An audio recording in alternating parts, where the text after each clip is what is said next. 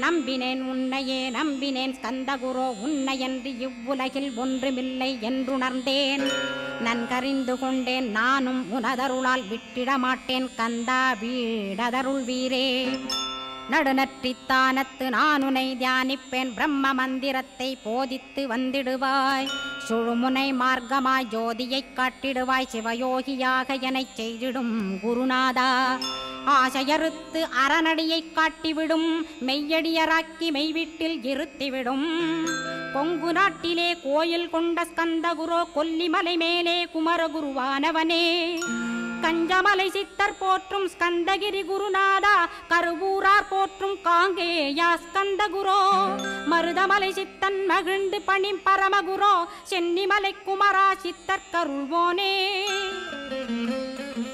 சிவவாக்கிய சித்தருளை சிவன்மலையில் போற்றுவரே.